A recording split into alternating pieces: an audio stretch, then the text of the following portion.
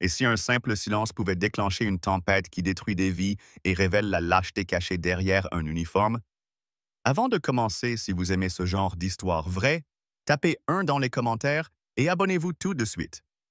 Et si vous n'aimez pas, cliquez quand même sur like pour encourager la vérité à éclater. Et surtout, restez jusqu'à la fin. Un rebondissement inattendu vous attendent un coup de tonnerre que vous n'oublierez jamais. Terminal 2F de l'aéroport Charles de Gaulle. Des milliers de passagers se dévalisent, qui roulent un micro qui grésille. Mais au milieu de ce vacarme organisé, un jeune garçon noir reste immobile, comme figé dans un monde qu'il entend à peine. Léandre Moreau, 17 ans sourd, depuis qu'il a eu la méningite à l'âge de 4 ans. Sous son bonnet noir, ses écouteurs ne diffusent aucune musique parce qu'il n'a jamais entendu une seule note de sa vie. Et pourtant, derrière un comptoir, Béatrice Martin, agent d'embarquement depuis 22 ans, le fusille du regard. Pour elle, il est déjà coupable, jeune noir distrait, forcément insolent. Elle ne voit pas qu'il signe avec son père Claude Moreau, un homme élégant mais sans ostentation. Elle n'entend pas ou refuse d'entendre ce silence qui fait tout basculer. Ce qu'elle veut, c'est exercer son pouvoir dérisoire, se prouver qu'elle contrôle ce monde où tant d'autres la méprisent. Mais ce qu'elle ignore, c'est que le silence de Léandre cache un nom capable de faire trembler tout un système Azurea Air, l'empire bâti par Claude. Alors que Béatrice le fixe avec un sourire de mépris, elle ne sait pas qu'en 1 minute, une gifle mal placée réduira sa carrière en cendres. Elle ne sait pas que la France entière est que son visage. Mais c'est seul, prête à découvrir la suite. Alors, restez branchés. Le cliquetis des roulettes de valise se mêle aux annonces étouffées dans le terminal. À quelques mètres de Léandre, Claude Moreau observe la scène avec une inquiétude sourde. Il connaît ce regard, ce sourire pincé de Béatrice Martin. Dans chaque conseil d'administration, chaque cocktail d'affaires, Claude a déjà croisé ces yeux-là, ceux qui jugent sans écouter, qui condamnent sans savoir. Il inspire profondément, signe à son fils, ça va. Mais Léandre, absorbé par l'écran de son téléphone, ne voit pas la tempête qui se lève derrière le comptoir. Il envoie encore un message à son ami Malik. Bro, tu verrais le hall. Les uniformes se prennent pour des rois ici. À cet instant précis, Béatrice tape du poing sur le comptoir. Son stylo roule sur le sol, elle l'ignore. Elle jette un regard circulaire cherchant des témoins. Autour, quelques passagers comprennent que quelque chose se prépare. Mais la plupart épuisés n'osent pas s'en mêler. Claude s'approche, pose calmement le passeport sur le comptoir accompagné des billets imprimés. Madame, nous sommes en pré-embarquement. Mon fils a besoin de temps, il est sourd, il faut que je l'aide à... Mais déjà, Béatrice lève la main, l'interrompt d'un geste sec. Monsieur, ce garçon n'a rien de spécial. Je le vois très bien rire pianoter sur son portable comme tous les ados. Ne me parlez pas de surdité pour passer en priorité. Vous croyez que je suis né d'hier. Un murmure parcourt la file d'attente. Un père et son fils déjà étiquetés comme des profiteurs, comme des tricheurs du système. Et pourtant, personne ne dit rien. Dans ce silence complice, Léandre lève enfin les yeux. Il sent la tension dans la main de son père, la crispation de ses épaules. Il signe un peu perdu. Papa, pourquoi elle crie? Qu'est-ce que j'ai fait? Béatrice s'emporte. Elle sort de derrière son comptoir, franchit la ligne imaginaire qui sépare le passager de l'autorité. Sa voix porte « Retire ses écouteurs. Regarde-moi quand je te parle. » Mais Léandre n'a pas d'écouteurs. Juste 2 prothèses auditives déconnectées car inutiles. Il pose la main sur l'une d'elles, les retire, les montre à Béatrice. C'est un geste simple mais qui la rend encore plus furieuse. À ses yeux, c'est une provocation. Et là, un détail nouveau. Un autre passager filme la scène discrètement, un jeune étudiant en droit Ilyes qui a reconnu Claude Moreau. Dans son téléphone, l'enregistrement commence la main. De Béatrice tremble, ses lèvres se crispent. Elle articule mal trop fort comme si crier pouvait rendre l'audition à un enfant sourd. « Regarde-moi quand je parle, tu te fous de moi !» Et d'un revers, elle frappe le dossier du fauteuil juste derrière Léandre. Le bruit sec fait sursauter plusieurs personnes. Léandre recule, son sac tombe à ses pieds. Un silence glacial s'installe. Dans la salle d'embarquement, l'indifférence commence à se fissurer. Des passagers se tournent, sortent leur téléphone. Les mots discrimination, violence, flottent déjà dans l'air à demi-mot. Claude avance ses yeux brillants, d'une colère froide. Il parle bas, mais chaque syllabe claque comme un verdict. « Madame Martin, faites très attention. Ce garçon est mon fils. Il est sourd. Vous êtes en train de commettre une faute grave. » Béatrice ricane. « Ah oui, votre fils! Vous croyez que ça m'impressionne? Vous n'êtes qu'un client comme un autre ici. Et lui, un ado malpoli. Vous devriez mieux l'éduquer. » Mais au fond, Béatrice sent un frisson glacé courir sous son uniforme. Son instinct lui murmure qu'elle a dépassé la ligne rouge. Pourtant, son orgueil est plus fort. Elle s'approche de Léandre, tend le bras comme pour lui arracher son portable. Claude interpose son corps, sa voix vibre. « Ne touchez pas à mon fils. Une seconde de plus, et c'est la police que j'appelle, ou plutôt non, c'est votre supérieur qui va descendre ici sur le champ. » Les passagers se regroupent. Une femme voilée, un couple de touristes américains, un steward hors service, tous filment. C'est une foule qui retient son souffle entre voyeurisme et indignation. Et puis soudain, le geste de trop, Béatrice, ivre de rage, gifle Léandre. La gifle est sèche nette. Le bruit claque contre les vitres du terminal. Le téléphone d'Iliès capte tout, la main levée, le visage de Léandre tordu par la stupeur. Et la douleur, la marque rouge sur sa joue couleur ébène. Un hurlement étouffé jaillit du ventre de Claude. Pendant un instant, son costume soigné, son air poli, tout s'efface. Il ne reste qu'un père prêt à tout pour protéger son fils. Il tend la main vers Béatrice, la pointe du doigt tremblant mais implacable. « Vous venez de sceller votre destin. Vous pensez connaître le pouvoir. Vous allez apprendre ce qu'est la vraie justice. » Et là, une femme âgée assise non loin avec un petit-fils autiste se lève. Elle vient poser la main sur l'épaule de Claude. Elle murmure « Tenez bon, monsieur. Filmez, filmez tout. On ne le laissera pas ça passer. » Sa voix tremble, mais dans ses yeux brille la flamme de toutes ces humiliations subies en silence depuis trop longtemps. Autour d'eux, les téléphones s'élèvent comme un tribunal improvisé. Les flashs crépitent. Les murmures grossissent en rumeurs puis en clameurs. Gifles racistes. Enfants sourds. Scandale à CDG. Et dans ce brouhaha, Léandre, les larmes aux yeux, signe d'une main tremblante à son père. « Je veux partir. Je veux rentrer à la maison. » Mais Claude, désormais immobile comme un roc, se penche et murmure, sa voix rauque d'émotion contenue. « Non, mon fils, on ne rentrera pas. C'est elle qui va partir. Et elle va se souvenir de toi toute sa vie. » Personne ne bouge. L'atmosphère est électrique, prête à exploser. Une simple gifle vient de réveiller un monstre endormi, la colère de tous ceux qu'on a trop longtemps ignorés.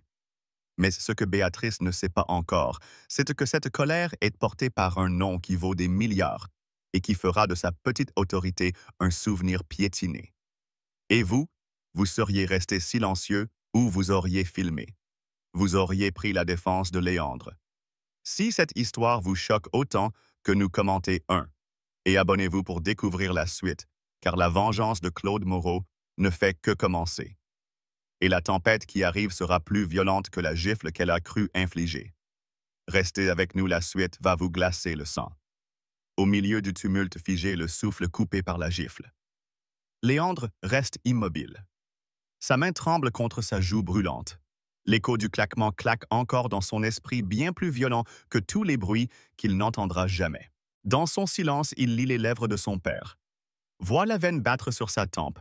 Comprend qu'un verrou s'est brisé chez Claude Moreau. Autour d'eux, des passagers filment toujours. Iliès, l'étudiante en droit, se risque à s'approcher. Il tient son portable haut, la caméra encore active en direct sur les réseaux sociaux. Il pose une main sur l'épaule de Claude, comme pour sceller une alliance improvisée. « Monsieur Moreau, tenez bon, je diffuse tout. C'est en train de tourner partout. » Béatrice, de l'autre côté, ne réalise pas encore l'ampleur du désastre. Elle regarde sa main, puis Léandre, puis Claude, comme si elle tentait de mesurer la frontière qu'elle vient de piétiner. Mais l'arrogance est une drogue tenace. Elle se redresse, réajuste son foulard, prend une inspiration théâtrale. Bon, maintenant, si vous voulez embarquer, vous faites la file comme tout le monde. Les privilèges, ça suffit. Sa voix sonne faux, couverte par les murmures outrés. Plus personne n'ose passer à côté d'elle. Des employés au gilet bleu se sont rapprochés mal à l'aise. Parmi eux, un jeune agent stagiaire, David jette des coups d'œil affolés à sa superviseure. Il chuchote à l'oreille d'une collègue. Elle vient de frapper le fils du patron. Vous réalisez, on est foutu. Claude lui reste d'une immobilité terrifiante. Sa main glisse sur l'épaule de son fils. Il signe « Reste à côté de moi. Regarde, apprends. » Puis il se tourne droit comme un juge vers la foule et la rangée de caméras improvisées. Son timbre reste bas, mais chaque mot fend l'air comme un couperet.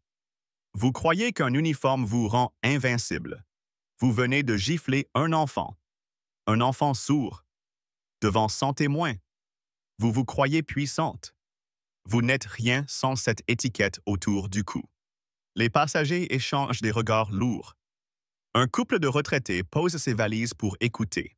Une mère d'un petit garçon autiste s'avance ses yeux brillants d'une colère qu'elle n'a jamais osé exprimer jusqu'ici. Elle hoche la tête vers Claude, un signe muet de solidarité. Et soudain, la voix off d'un haut-parleur retentit, couvrant un instant la scène. Dernier appel pour le vol Azurea Air 318 à destination de Montréal. Les mots flottent ironiques comme un rappel que ce lieu censé relier les mondes n'est qu'un théâtre de fractures. Claude attrape son téléphone d'un geste calme, ouvre ses contacts. Un seul nom s'affiche en grand Patrice Lemoine, PDG Azurea Group. Mais avant qu'il n'appuie, Léandre attrape la manche de son père. Il signe ses gestes sont saccadés par l'émotion. « Papa, tu ne vas pas juste lui dire « il faut qu'il voie ». Tous. Ses yeux humides mais brûlants, brillants, d'un éclat nouveau la naissance d'un courage, d'une dignité qu'on voulait lui voler. Claude comprend aussitôt. Il range son téléphone. Il lève les yeux, balaye l'assemblée. C'est alors qu'Iliès l'étudiant tend son portable devant Claude, micro ouvert. « Allez-y, monsieur. Dites-leur qui vous êtes. Dites-le en direct. » La voix de Claude, quand elle s'élève enfin, est profonde, posée sans un cri. Un chuchotement serait plus violent encore. Mon nom est Claude Moreau. J'ai créé Azurea Air. Cet uniforme qu'elle porte, c'est mon entreprise. Cet avion que vous allez prendre, c'est mon nom qui est dessus. Il fait un pas vers Béatrice, la force de son regard l'écrase. Et vous venez d'humilier mon fils, un jeune homme dont le seul crime est de ne pas vous entendre insulter sa différence. Béatrice recule d'un pas, mais trop tard. Les caméras sont braquées sur elle comme une lumière crue sur une bête traquée. Des employés du terminal alertés par la rumeur se pressent derrière. Un vigile approche par le bas dans son talkie. Contrôle sécurité, on a un incident niveau 3 possible, agression sur mineur. Mais la scène est déjà hors de contrôle. Une passagère jusqu'alors silencieuse sort du rang, une journaliste de France Télévisions en transit vers Genève. Elle se tourne vers Béatrice Micro, sortie de son sac. « Madame Martin, un commentaire? » Vous niez avoir frappé ce garçon. Béatrice reste muette. Sa bouche s'ouvre, mais aucun son ne sort. Léandre la fixe droit dans les yeux. Puis, lentement, le jeune garçon signe face à la caméra sans trembler. « Je suis sourd, mais je vois tout. Et aujourd'hui, c'est vous qui n'entendrez plus jamais votre petit pouvoir vous sauver. » Cette phrase traduite à voix haute par Iliès fend le silence comme un coup de tonnerre. Un frisson parcourt la file. Les mains qui filment se cernent plus fort. Dans la foule, un enfant d'à peine 9 ans malentendant, lui aussi lève le pouce vers Léandre fier. Sa mère murmure « Merci, merci de dire ça pour nos enfants. » Béatrice tremble, son badge claque contre sa poitrine. Mais Claude ne détourne pas le regard. Il glisse enfin son pouce sur l'écran de son téléphone. Une sonnerie stridente, 3 tonalités. Une voix posée décroche. « Claude, tout va bien. » Claude articule très lentement pour qu'Iliès puisse répéter pour la vidéo. « Patrice, j'espère que tu as un avocat de permanence. Je vais te demander de faire exécuter une décision immédiate, licenciement pour faute lourde. Et je veux une conférence de presse dans 2 heures. » Il raccroche le geste précis, implacable. Autour d'eux, la foule n'applaudit pas. Ce n'est pas un spectacle. C'est un acte de justice nu, brut, que chacun ressent dans ses tripes. Béatrice baisse enfin les yeux. Elle sait. Sa vie d'avant vient de mourir sous la lumière crue des téléphones, sous le silence obstiné d'un adolescent qu'elle croyait faible. Et au cœur du terminal, Léandre se redresse, redonne à son corps toute sa hauteur. Sa main se pose sur la joue encore marquée. Il sourit faiblement à son père, signe dans un souffle de courage nouveau. « On va rentrer ?» Claude, sans détacher son regard de Béatrice, lui répond « Non, maintenant c'est elle qui n'a plus de maison. » Dans ce fracas de valises et de regards, un simple enfant sourd vient de rappeler à la France entière qu'aucune gifle ne peut jamais éteindre la dignité. Au moment même où Claude raccroche avec Patrice Lemoine, une tension glaciale retombe sur le terminal. Béatrice Martin reste figée, le regard dans le vide, comme si son corps n'avait pas encore compris que le sol sous ses pieds venait de disparaître. Sa main encore rougie d'avoir giflé Léandre pend mollement le long de son uniforme, devenu trop lourd à porter. Léandre lui inspire un grand coup. Ses yeux cherchent ceux de son père. Dans ce silence tendu, un simple hochement de tête suffit. Ils savent que la gifle a ouvert un gouffre, mais qu'ils ont sauté dedans ensemble, main dans la main. Ilyes, le jeune étudiant, n'a pas coupé le direct. Des milliers de vues déjà. Les commentaires s'enchaînent. Honte. Justice pour Léandre. On veut son licenciement tout de suite. Une voix grave s'élève soudain au bout du comptoir. Jean-Philippe Dardenne, le directeur d'escale du terminal 2F, vient d'arriver à grandes enjambées, flanqué d'un agent de sécurité. Costume froissé, badge en évidence, oreillette vissée dans l'oreille, il tente de reprendre la main. « Madame Martin, vous venez avec moi. Monsieur Moreau, nous allons gérer ça en interne, je vous prie de garder votre calme pour... » Claude se tourne vers lui, son regard est si froid que le directeur s'interrompt net. « En interne, vous croyez vraiment que ce qui vient de se passer va s'enterrer dans un couloir de service? Vous êtes aussi complice qu'elle si vous essayez de l'étouffer. » Dardenne blêmit. Il jette un œil au téléphone levé, au visage fermé. Dans la foule, un drapeau du syndicat du personnel au sol pointe soudain. Une déléguée syndicale, Laurence Esposito, s'approche, sa voix tonnante résonne sur tout le terminal. « Monsieur Moreau, vous avez raison. Et nous, le personnel, on ne sera pas la couverture de ces abus. Cela fait des mois qu'elle humilie des collègues plus jeunes, qu'elle fait pleurer des passagers, qu'elle se croit intouchable. Aujourd'hui, elle est seule. » Béatrice tourne vers elle un regard suppliant, mais Laurence détourne les yeux. Elle croise les bras, la solidarité syndicale ne sauvera pas une gifle publique sur un enfant sourd. Un vigile pose la main sur l'avant-bras de Béatrice. « Madame, vous devez nous suivre, s'il vous plaît. » Un instant, Béatrice songe à protester, à jouer la carte des années de service du stress du « j'ai craqué ». Mais les téléphones sont là accusateurs. Et plus cruel encore, le silence de ses collègues qui baissent la tête, s'écarte pour la laisser passer. Elle comprend qu'elle a été reine pour quelques minutes et qu'elle n'est plus rien maintenant. Claude passe son bras autour de Léandre, mais ses yeux ne quittent pas Béatrice qu'on emmène comme une voleuse prise la main dans le sac.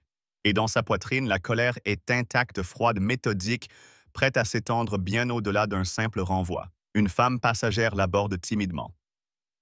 Une mère seule qui tient son petit garçon par la main. Il porte un appareil auditif. Sa voix tremble. « Monsieur Moreau, vous croyez qu'elle réalisera seulement le mal qu'elle a fait? Elle comprendra jamais. » Claude la regarde, puis baisse les yeux vers l'enfant. Il signe quelques mots. « Tu es fort. Ne laisse personne t'humilier. » L'enfant sourit, et pour la première fois depuis l'incident, Léandre sourit lui aussi. Mais le soulagement est de courte durée. Dardenne revient, le visage ruisselant de sueur. Il bredouille. « Monsieur Moreau, je viens d'avoir la direction de Roissy en ligne. On me demande de vous proposer un salon privé, un dédommagement intégral. » Et Claude éclate d'un rire sec. « Un dédommagement? Vous pensez qu'un plateau repas en business class va laver la honte de mon fils? Vous n'avez toujours rien compris. » Autour d'eux, la foule hoche la tête. On entend un « bravo » timide. Un homme filme le visage décomposé du directeur. Ilyes murmure « C'est trop tard, monsieur Dardenne. Tout Internet est déjà au courant. » Un agent de la PF Police aux frontières arrive discrètement. Il s'approche de Claude, lui tend une carte. « Monsieur, si vous portez plainte maintenant, nous pouvons la retenir immédiatement pour agression. » Claude inspire. Un instant, Léandre pose sa main sur le poignet de son père. Il signe tremblant. Papa, pas la prison. Elle doit voir, elle doit apprendre. Et là, Claude comprend. La vengeance ne sera pas une cellule anonyme. Elle doit être publique, exemplaire, impossible à oublier. Il hoche la tête vers l'officier. Pas besoin de menottes, mais vous pouvez l'escorter dehors. Elle n'est plus des nôtres. Au même moment, les notifications explosent sur les téléphones. Les images de la gifle du visage de Béatrice tournent déjà sur Twitter, TikTok, même dans un bandeau d'infos BFM qui s'affiche sur l'écran du hall « Agression d'un mineur sourd à CDG, le père est le fondateur d'Azurea Air ». Un frisson parcourt le personnel. On comprend que ce n'est plus un incident, mais une onde de choc. Claude, d'un signe de tête, fait signe à Léandre de récupérer son sac.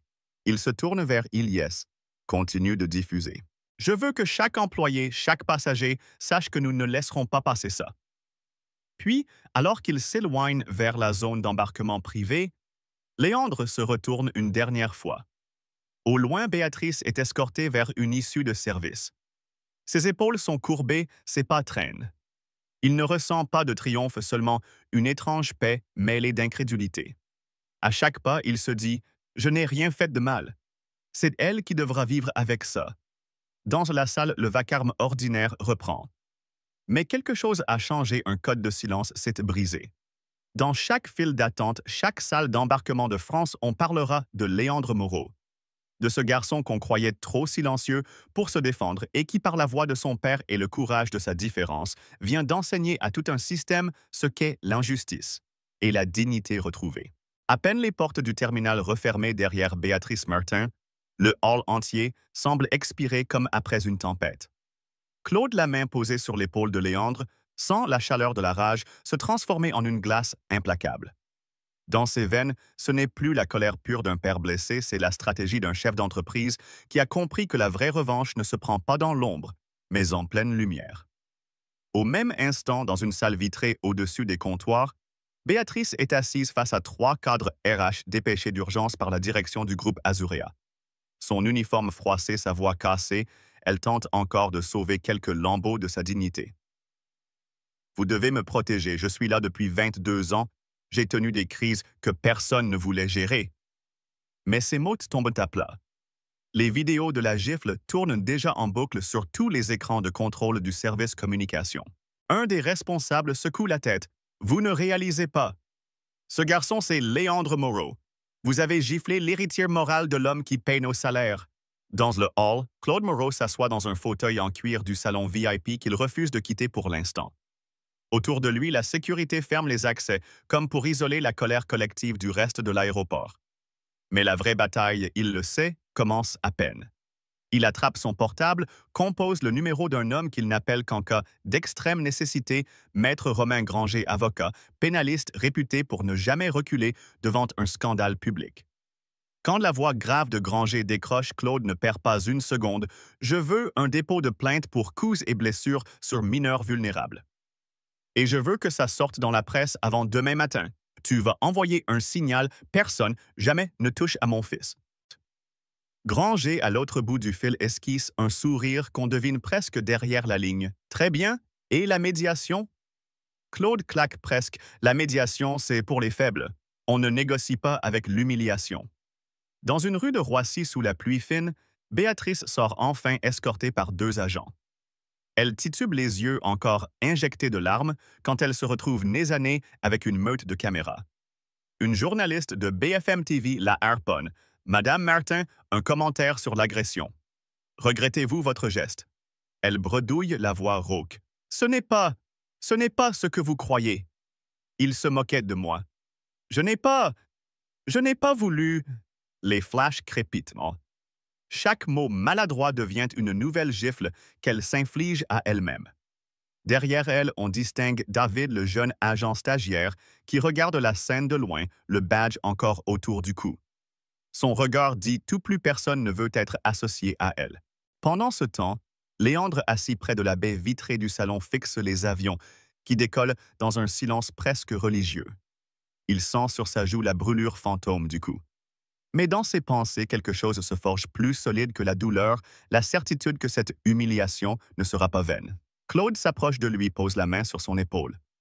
Dans un signe lent, il lui dit « Mon fils, ce n'est pas à toi de porter ça seul. » Léandre secoue la tête. Ses mains tremblent légèrement quand il répond « Ils ont vu. Ils doivent te comprendre. Pas seulement pour moi, pour tous ceux comme moi. » Ces mots frappent Claude comme une révélation. Lui qui s'était préparé à une vengeance chirurgicale méthodique, comprend soudain que l'enjeu est plus grand qu'un procès ou qu'un licenciement. Il faut faire de cette gifle un point de bascule. Un symbole. Il se tourne vers Ilyes resté tout près. Tu es étudiant en droit non continu de filmer. Et prépare-toi à voir ce qu'on peut faire de la vérité quand on la porte haut. Le téléphone d'Ilyes capte chaque mot. La vidéo se répand déjà reprise par des comptes militants des collectifs pour les droits des personnes sourdes. Des hashtags fleuristes, #Justice pour Léandre. Écoute. Avec tes yeux. Plus jamais ça. Dans un café proche de l'aéroport, Maître Granger retrouve un journaliste d'investigation, son plus vieil allié officieux. Une serviette glissée sous la table, une clé USB contenant des images des témoignages de passagers et la copie du dépôt de plainte.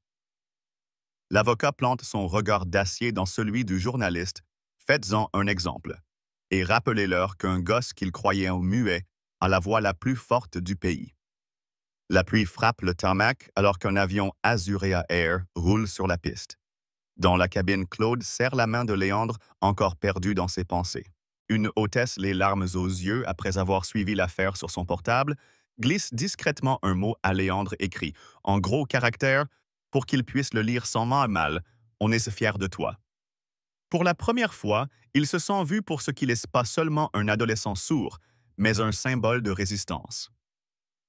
Au même instant, dans un coin sombre de Roissy, Béatrice rentre chez elle les épaules trempées, la honte collée à la peau comme la bruine de novembre. Dans son salon minuscule, son mari, qu'elle n'a pas prévenu, l'attend. Son téléphone vibre encore et encore, collègues, voisins, journalistes, trolls anonymes. Chacun lui rappelle en boucle l'instant où elle a cru pouvoir écraser un enfant déjà privé de voix, et qui pourtant a fait entendre la sienne plus loin qu'elle ne l'imaginera jamais. Pour Claude, l'heure n'est plus au cri de vengeance. La justice viendra implacable, imparable. Mais il sait déjà qu'il ira plus loin. Il veut un programme, un fonds, une campagne nationale. Il veut que chaque agent d'embarquement, chaque guichet, chaque école entende l'histoire de Léandre et apprenne à voir ceux qu'on ne regarde jamais. Et pendant que l'avion s'élève au-dessus de Paris, Léandre ferme les yeux. Dans le vrombissement des réacteurs, son monde à lui reste silencieux. Mais il sourit, car pour la première fois, ce silence est devenu un cri que personne ne pourra plus étouffer. La nuit parisienne est tombée sur la ville comme un rideau épais, mais pour Claude Moreau, le sommeil est encore un luxe hors de portée. De retour dans son bureau perché au dernier étage du siège d'Azurea Air, il fixe par la baie vitrée les feux de piste qui clignotent au loin comme une constellation de promesses encore inachevées. Sur la table basse, des coupures de presse commencent à s'empiler. La gifle de Béatrice Martin est devenue le titre de toutes les chaînes « L'humiliation de trop », le PDG contre l'agent raciste. Le jeune sourd qui a fait taire le mépris. Claude passe les mains sur son visage. Chaque seconde depuis l'incident, son esprit n'a cessé de calculer, anticiper, piéger les moindres failles. Mais il sent que la vengeance, aussi spectaculaire soit-elle, n'est pas encore à la hauteur du mal qu'on a tenté d'infliger à son fils. Dans la pièce Maître Granger, l'avocat jette un œil à son ordinateur portable où les notifications de médias affluent.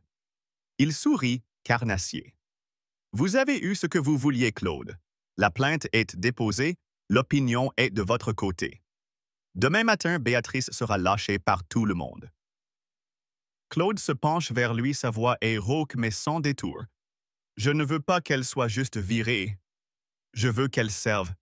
Je veux qu'elle incarne son propre poison jusqu'à ce qu'il devienne un antidote.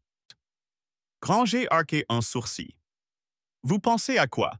Claude se lève, tourne autour de la pièce comme un fauve. Je vais créer un fonds. Pas un simple chèque de charité, un programme national. Des ateliers, des interventions, des formations pour chaque employé du transport public. Et devine qui prendra le micro à chaque conférence? Elle. Avec Léandre, dans le premier rang. Pendant ce temps, Dans une aile plus calme du siège, Léandre est assis avec Ilyes. Le jeune étudiant, en droit, encore secoué, fait défiler les centaines de messages de soutien des ados sourds, des familles et des inconnus. Léandre lui reste silencieux. Il écrit sur une feuille mot après mot lentement. Je ne veux pas qu'elle disparaisse. Je veux qu'elle voie, qu'elle entende sans ses oreilles ce qu'elle a fait. Chaque jour, Ilyes relève la tête impressionné. Tu sais qu'ils te prennent tous pour un symbole. Léandre hausse les épaules. Il signe simplement « Je veux qu'elle devienne le mien ». Le lendemain, une réunion de crise s'ouvre dans la grande salle de conseil. Tout le COMEX d'Azurea est là crispé incrédule. Certains actionnaires murmurent déjà « Cette histoire va nous coûter des millions ». Mais Claude les interrompt secs et tranchant « Vous n'avez encore rien compris. Ce que ça coûte, c'est de se taire. On ne va pas se contenter de la licencier. On va publier les images montrées qu'on ne tolère plus. Et on va exiger qu'elle prenne la route avec nous dans chaque ville, chaque lycée, chaque préfecture. » Une directrice RH, la voix tremblante, ose protester. « Mais ce serait de l'humiliation publique. Elle pourrait porter plainte pour harcèlement moral. » Claude croise ses bras, son regard de granit fait taire la salle. « Ah, elle a choisi la gifle. Moi, je choisis l'exemple. » Pendant que les juristes se perdent en hypothèses, Ilyes lance un live depuis un couloir. Il filme Léandre qui timidement accepte de dire quelques mots à ses abonnés. Sa voix est toujours faible, mais ses gestes sont clairs, fermes. « Si vous m'entendez, rappelez-vous, ne détournez jamais les yeux. Protégez vos enfants, vos voisins. Et à ceux qui pensent qu'ils peuvent tout se permettre parce qu'on reste silencieux, écoutez-nous maintenant. » En bas du siège, un petit groupe de journalistes attend déjà Béatrice Martin. Sous escorte, elle traverse le hall, les traits tirées, ses épaules courbées. Elle tente de se cacher derrière ses lunettes fumées. Mais impossible d'effacer l'image d'elle, la main levée, la haine ordinaire figée à jamais. Claude, au même moment, tape un dernier mail. Objet, voix du silence. Contenu, une réunion publique. Dans la nuit, Léandre regarde son père. Dans ses yeux, la peur est toujours là, mais quelque chose de plus fort l'a remplacé, une étincelle qu'aucune gifle ne pourra plus éteindre. Il signe doucement. « Ça va marcher ?» Claude répond la voix basse mais ferme. « Oui, mon fils, parce que cette fois, ce n'est pas elle qui sera entendue, c'est toi. » Alors que l'aube colore les toits de la Défense, les écrans de tout le pays s'allument. Un jeune garçon sourd a pris la parole et une femme hier intouchable devient le visage même de ce qu'il faut changer. Le public retient son souffle. Mais pour Claude Moreau, ce n'est que le début. Et vous? Si cette histoire vous a secoué, tapez 1 en commentaire et abonnez-vous. Si vous n'aimez pas, cliquez quand même sur like, car la suite va vous choquer encore plus. L'humiliation n'est pas finie, elle ne fait que commencer. Restez avec nous. Le soleil s'était à peine levé sur la Défense que Béatrice Martin, encore groggy, fut convoquée dans une petite salle de réunion impersonnelle du siège d'Azurea. 2 cadres RH l'attendaient flanqués d'un juriste et détail qui lui glaça le sang d'un représentant d'une association de sourds et malentendants. « j'ai... » Mais la réponse tomba sèche sans appel. Main sous la table, ses mains tremblantes. Un dossier glissé devant elle, estampillé, voix détaillée. Elle. Une semaine plus tard, la scène se jouait pour la première fois. Dans un gymnase de Villemomble, 50 adolescents l'attendaient entre certains rieurs, d'autres méfiants. Léandre, chemise blanche et badge, ambassadeur, se tenait à côté d'elle. Il gardait les bras croisés, ses yeux sombres. Béatrice lut son texte, la voix tremblante. « J'ai... » Un silence pesant suivit. Puis du fond de la salle, un jeune leva la main. Léandre posa alors sa main sur le micro. Sans dire un mot, il montra ses prothèses auditives, puis désigna Béatrice, puis la salle. Il signa, et un autre élève se leva, puis un autre. Les questions fusèrent sur la honte, le racisme ordinaire, le pouvoir. Chaque mot cinglait comme une gifle inversée, un écho du geste qu'elle avait cru banal. Et dans lorsque Béatrice sortit du gymnase ce soir-là, ses jambes flageolentes. Sa chemise trempée de sueur collait à sa peau comme un rappel que pour la première fois de sa vie, elle n'avait aucun pouvoir pour se protéger. Dans la cour, Léandre l'attendait encore. Il fixait le sol, les mains dans les poches. Elle osa à peine croiser son regard. Mais avant qu'elle ne parle, il leva la main pour signer un mot simple, presque désarmant. Assez. Assez de ses larmes. Assez de ses excuses qu'elle ressassait toujours trop tard. Pourtant, Léandre ne tourna pas le dos. Il marcha à côté d'elle en silence jusqu'à la grille. Grille du lycée. Là, Claude les attendait adossés à une voiture noire. Entre ses mains, un dossier au logo Voix du silence marqué d'un cachet officiel du ministère de l'Éducation nationale. Sans préambule, Claude tendit le document à Béatrice. Ce que tu viens de faire ici, tu vas le refaire. Pas une fois, pas 10, 50 fois, dans 50 établissements, devant des centaines de jeunes. Et à chaque fois, Léandre sera là. Elle blêmit la gorge serrée. Un instant, elle crut protester, puis son regard croisa celui de son ancien patron, un mélange de mépris glacé et de certitude tranquille. Léandre lui tenait encore ses fiches de questions, les feuillets cornées par la sueur. Il tendit l'une d'elles à Béatrice. En grosses lettres, on pouvait lire « Écoutez avec les yeux ». C'est tout ce qu'il exigeait d'elle maintenant. Quelques jours plus tard, à la maison de la radio, Claude et Léandre apparurent ensemble devant une forêt de micros. Pas de grandes phrases, pas de vengeance amère, juste la vérité brute. Claude prit la parole d'un ton calme, presque plus coupant qu'un cri. Ce que vous avez vu n'est pas qu'une gifle. C'est le visage d'un mépris ordinaire qu'on tolère trop souvent dans ce pays. Aujourd'hui, nous disons « stop ». Et nous faisons de cette histoire un enseignement vivant, pas un simple fait divers oublié demain. Il posa sa main sur l'épaule de son fils. Léandre lui releva la tête. Dans ses yeux, il n'y avait plus la honte de ce terminal, mais une étincelle tranquille, une dignité reconquise. Et quand un journaliste lui demanda s'il pardonnait, il signa simplement « Je n'oublie pas. Mais je fais mieux que pardonner, j'avance ». Dans ce silence, on comprit que la gifle n'avait pas seulement détruit Béatrice. Elle avait donné naissance à un écho qu'aucune main levée ne pourra plus jamais faire taire.